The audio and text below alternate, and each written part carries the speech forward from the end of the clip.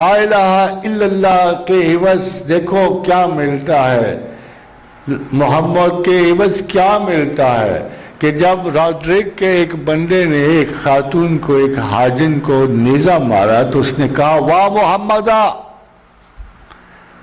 واہ محمدہ، اس نے پکارا تو اس نے کہا آج محمد تو کیا تو اپنے خدا کو بھی بلا لینا تو تجھے آج کوئی نہیں بچا سکتا۔ یہ بات جب موسیٰ بن نصیر تک پہنچی، 7,000 بندے لے کے طارق بن زیاد پہ ساحل اندلس پہ اترا۔ ان کو یہ پتہ نہیں تھا کہ اس میں گرامی محمد کی توہین کا بدلہ کیسے لیتے ہیں لوگ، خدا کیسے لیتا ہے۔ اس عورت نے صرف یہ آواز دی تھی۔ اب تو لوگ کہتے ہیں یا محمد کہنا جرم ہے نا، اب تو یہ کہتے ہیں لوگ، مگر اندازہ کرو 2 بڑی عظیم ترین جنگوں کا واحد یہ لفظ بنا، واہ محمدہ، اے محمد ہماری مدد کو آؤ۔ تو جب یہ جملہ موسیٰ بن نصیر کو پہنچا تو طارق بن زیاد جو ہے ساحل اندلس پہ اترا اور اس نے پھر وہی بات کی جو لا الہ الا اللہ کا باعث تھی۔ جب اس نے کشتیاں جلائی نا تو اس کو کہا ترک سبب زیرو شریعت کجا رواست، کیا طارق یہ کیا کیا آپ نے؟ دور مسواد وطن باسوں رسیم، ہم تو اتنی دور آ گئے اپنے گھروں سے، اور یہ کشتی تو سبب تھا آج کہ اگر خدا نہ خواستہ ہمیں شکست ہو جاتی تو ہم اس سے واپس پلٹ جاتے۔ تو طارق نے کیا جواب دیا؟ خندید دستبرد بشمشیر خویش گفت، اپنے قبضہ شمشیر پہ ہاتھ رکھا اور کہا ہر ملک ملک ماست کہ ملک خدا ماست۔ یہ کیا تم نے فضول بات کی ہے کہ دور سواد وطن باسوں رسیم؟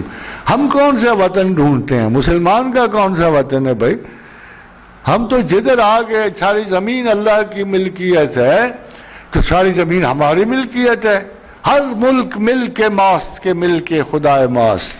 750 برس کی غلامی اس توہین کا سبب بنی۔ خادم مزار یہ ایک دفعہ نہیں ہوا ہے۔ ریجنالڈ کرک کے والی نے جب حاجیوں کو اسی طرح مارا، اس میں سلطان صلاح الدین ایوبی کی ایک بھانجی بھتیجی بھی تھی، تو جب اس کو مارا پتہ نہیں اس وقت کی عورتوں کا تقیہ کلام یہی تھا کہ اٹھتی بیٹھتی واہ محمد کا لفظ بنیاد کر۔ یہ ایک بڑا راز ہے ایسے خواتین و حضرات، آپ کو بتاؤں کیوں یا محمد بولتی تھیں وہ۔ دیکھو پروڈیوسر میں اور ڈسٹریبیوٹر میں تھوڑا سا فرق ہوتا ہے نا۔ لوگ ڈائریکٹ پروڈیوسر کے پاس نہیں جاتے، لوگ تو پروڈیوسر کے پاس جاتے ہیں نا، اس کے اپنے ڈسٹریبیوٹر کے پاس ہے، جس کے پاس چیز ہو گئی وہی آگے بانٹے گا نا۔ تو سارے مسلمانوں کو پچھلے زمانے میں پتا تھا کہ اللہ پروڈیوسر ہے مگر ڈسٹریبیوشن رسول اللہ کے پاس ہے۔ واللہ موتی وانا قاسم، اللہ عطا کرنے والا، میں بانٹنے والا ہوں۔ تو لوگ بانٹنے والے کو زیادہ آواز دیتے تھے نا اس وقت، اس کا مطلب اس کو خدا سمجھنا نہیں تھا۔ بس وہی جو آج کل کا ہوتا ہے کہ جی پروڈیوس کہیں سے ہو رہی ہے، ڈسٹریبیوٹ کہیں سے ہو رہی ہے۔ لوگوں کو پروڈیوسر سے تو واسطہ ہی کوئی نہیں، دور کا فاصلہ ہے، اور جس نے ڈسٹریبیوٹ کرنا اس سے بڑا واسطہ ہوتا ہے۔ تو لوگ تو اپنے رسول کے پاس جاتے تھے، اس لیے ہر چھوٹی موٹی تکلیف میں وہ اللہ کو تکلیف کم دیا کرتے، کہنے کہ ٹھیک ہے جہاں ریلیگیشن تو نہیں ہے، خدا کی کوئی قدرت کسی انسان کو نہیں مل سکتی، خدا کی کوئی طاقت کسی انسان، مگر ادھر کیا ہوگا جدھر خدا نے ایک بہت بڑا ڈپارٹمنٹ بھی اپنے بندے کے حوالے کر دیا۔ ایک بڑے راز کی بات ہے، ویسے آپ کے دین کی درستگی کے لیے چھوٹی سی بات ہے کہ وجہ یہ ہوئی کہ اللہ نے ہمیں اپنی مرضی سے پیدا نہیں کیا، اس لیے اس کو افسوس تھا یار یہ کل کو مجھے کہیں گے اللہ میاں ایک تو ہمیں خام خواہ، وہ شاعر کہتے ہیں مرارا کاش کے مادر نزادے، ایک تو ماں باپ کے بغیر ہمیں تو پتہ ہی نہیں تھا ہم کب تمہاری دنیا میں آنا چاہتے تھے، اللہ میاں خام خواہ پیدا کر کے اوپر سے ہمیں جنت میں ڈال دیا یا دوزخ میں، یہ کہاں کے انصاف ہے؟ تو ہمارا گلہ رہتا پروردگار پر، تو خدا نے نا اس کے بدلے ہمیں ایک چیز عطا کر، اس نے کہا دیکھو ٹھیک تو ہے، میں نے تمہاری مرضی پہ تمہیں نہیں پیدا کیا، اس کا میں تمہیں ایک صلہ دیتا ہوں، ٹوٹل ایڈوانٹیج دیتا ہوں۔ وَكَتَبَ عَلَى نَفْسِهِ رحمت، میں نے لکھ دیا ہے کہ ہر حال میں تم پہ رحم فرماؤں گا، ہر حال میں تم پہ رحمت کا نزول ہوگا، ہر حال میں۔ وَكَتَبَ عَلَى نَفْسِهِ رحمت، یہ جو تم تھوڑا سا گلا کر رہے ہو نا کہ تم نے اللہ میاں ہماری مرضی کے خلاف ہی ہمیں خام خواہ پھنسا دیا پنجرے میں، اس کا میں تمہیں ایک صلہ دوں گا۔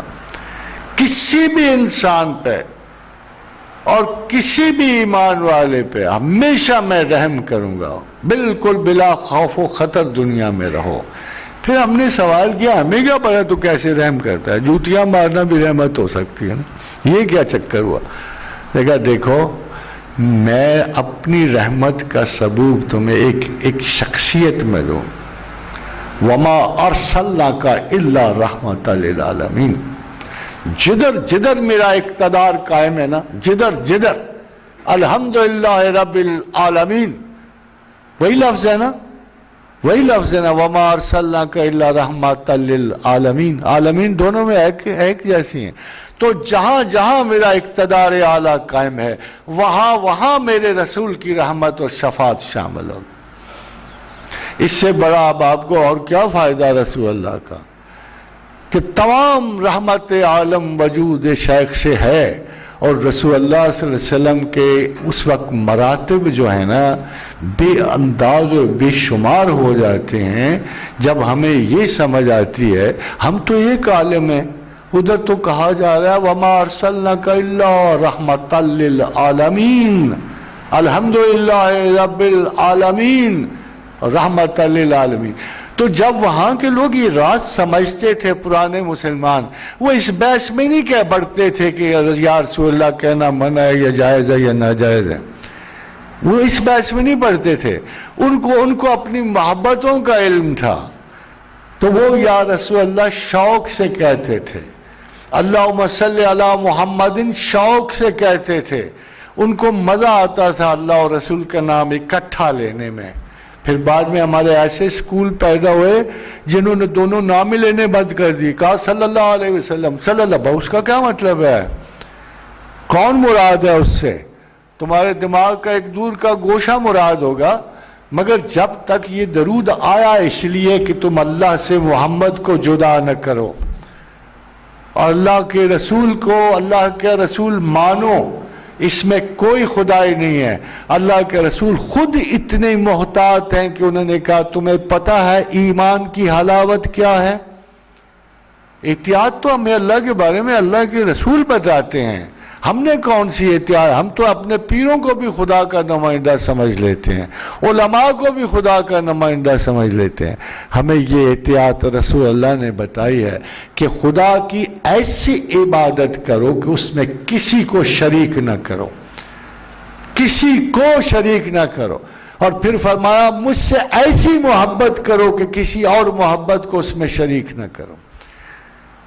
یہ حلاوت ایمان ہے، اور کفر کو جانے سے